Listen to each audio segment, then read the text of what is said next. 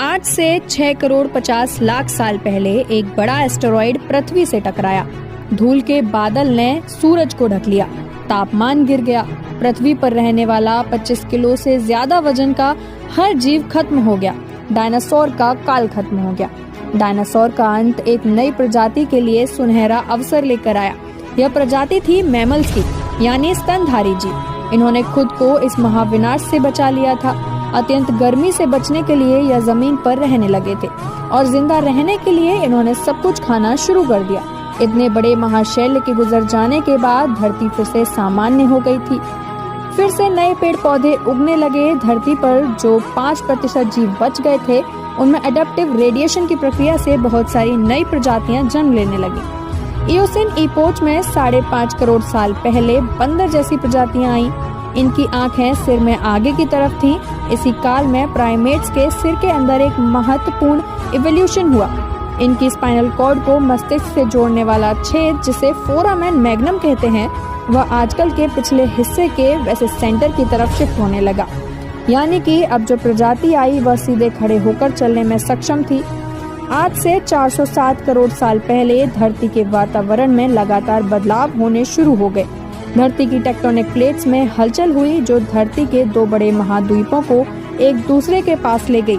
यह वही भूभाग है जहां आज हम रहते हैं। यह है हिंदुस्तान, जो एशिया महाद्वीप की ओर तेजी से बढ़ रहा था। इन दोनों महाद्वीपों में आपस में टकराने की वजह से हिमालय जैसी पर्वत मालाएं खड़ी होने लगी। यह वही पर्वतमालाएं हैं जिसे आज हम जानते हैं माउंट एवरेस्ट के नाम से। यह पर्वतमालाएं इतनी ऊंची थी कि इससे मौसम का पैटर्न बदलने लगा, जिससे पृथ्वी ठंडी होने लगी। इस पर्वत श्रृंखला से गिरने वाली बर्फ आगे चल के कई नदियों का निर्माण करने लगी। यह वही नदियां हैं जिससे आज हमारी आधी से ज्यादा आबादी को पीने का पानी मुहैया होता है। इयोसिन ईपोच में 3 करोड़ साल पहले ग्लोबल कूलिंग हुई। घास के मैदान बढ़ने लगे, जंगल घटने लगे। तब ऐसे जानवर विकसित हुए जो खुले मैदानों में रहने के लिए उपयुक्त थे, और इन्हीं में से दूसरे जानवर को खाने वाले जानवर भी विकसित होने लगे। 1 करोड़ साल पहले पृथ्वी वह रूप लेने लगी थी जिसे आज हम देख रहे हैं। धरती का वातावरण लगभग पूरी तरह से आज के समान बन चुका था और धरती के सारे महाद्वीप लगभग पूरी तरह से जाने पहचाने थे। लेकिन परिस्थिति फिर से बदलने लगी। 40 लाख साल पहले धरती टेक्टोनिक प्लेट्स में एक बार फिर से हलचल हुई, पर अफ्रीका के पूर्वी इलाकों में एक नई पर्वत श्रृंखला का निर्माण हुआ। यह पर्वत श्रृंखला थी ईस्ट अफ्रीकन रिफ्ट वैली।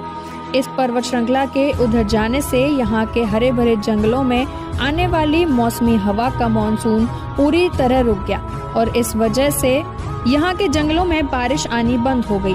यही इसी जंगल में रहते थे द ग्रेट एप्स। यह है हमारे काफी दूर के रिश्तेदार, जो कि हमारे यहाँ पूर्वज कहलाते हैं। पायरोलापिथेकस पायरोला। हमारे परिवार की शुरुआत इसी ग्रेट एप से हुई। पायरोला इसी पेड़ों पर रहते थे और फल खाते थे। वजनी होने के कारण यह एक डाल से दूसरी डाल पर नहीं जा पा सकते थे, इसीलिए हमेशा झूलते रहते थे। कभी कभी अपने 2 पैरों पर भी खड़े हो जाते थे या चल सकते थे। आम धारणा के उलट सीधे चलने की क्षमता जमीन पर नहीं बल्कि टहनियों पर विकसित हुई। बाइपेटस यानी 2 पैरों पर चलना है इंसानों की नहीं, एप्स की खोज थी। आगे चलकर यह ग्रेट एप्स जलवायु जैसे और जगह के अनुसार बदल गए। कुछ चिंपैंजी और गोरिल्ला में विकसित हुए, कुछ इंसानों में विकसित होने शुरू हुए।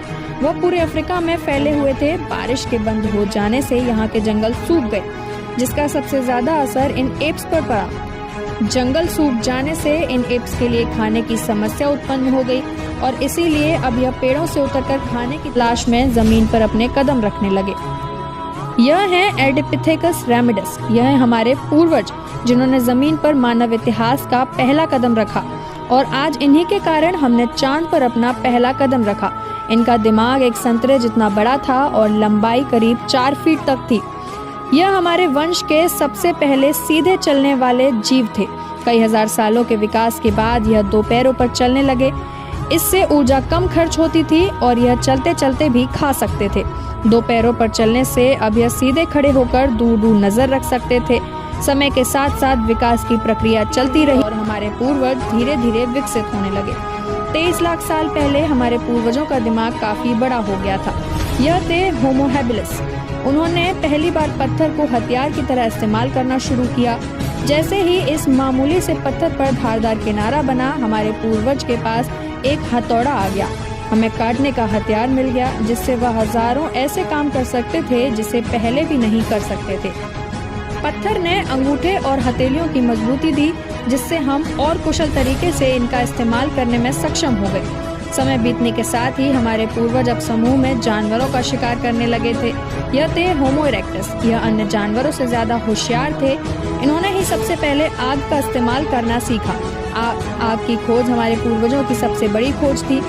यह उन्हें गर्मी, रोशनी, अंधेरों और जंगली जानवरों से सुरक्षा देती थी, और इसी वजह से परिवार भी बनने लगे। इन्होंने आग पर मांस को पकाना सीख लिया था। आग पर खाना पकाने का मतलब था कि मांस को चबाने और पचाने में ऊर्जा का कम खर्च होना, और इसी वजह से यह ऊर्जा इनके दिमाग पर खर्च होने लगी और इन्हें कैलोरीज और ज्यादा ताकत मिलने लगी, जिससे हमारे पूर्वजों का दिमाग काफी बड़ा हो गया। 1 लाख साल पहले आज के इंसान ने अपना रूप ले लिया था। लेरेनेक्स यानी आवाज की जो नली हमारे पूर्वजों के ऊपर थी, वह नीचे आ गई थी, और अब हम और जटिल आवाज निकाल सकते थे। हमने बोलना शुरू कर दिया था। पहली बार कोई जानकारी एक से दूसरे तक या एक से दूसरी पीढ़ी तक पहुंचने लगी। वह आखिरी विकास क्रम था जिससे विकसित होकर हम बने, यानी होमो सैपियंस। 1 लाख साल पहले कहीं भी जा सकता था। हमारे पास फुर्तीले हाथ और प्राचीन हथियार थे। हम बात कर सकते थे। हम अपने अफ्रीकन घरों को और बड़ा कर सकते थे।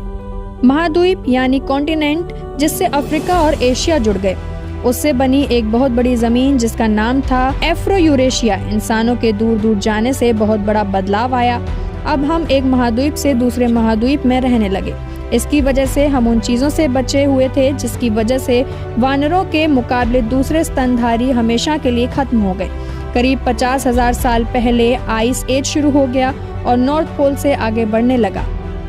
उसी वक्त इंसान चाइना और ऑस्ट्रेलिया तक पहुंच गया था।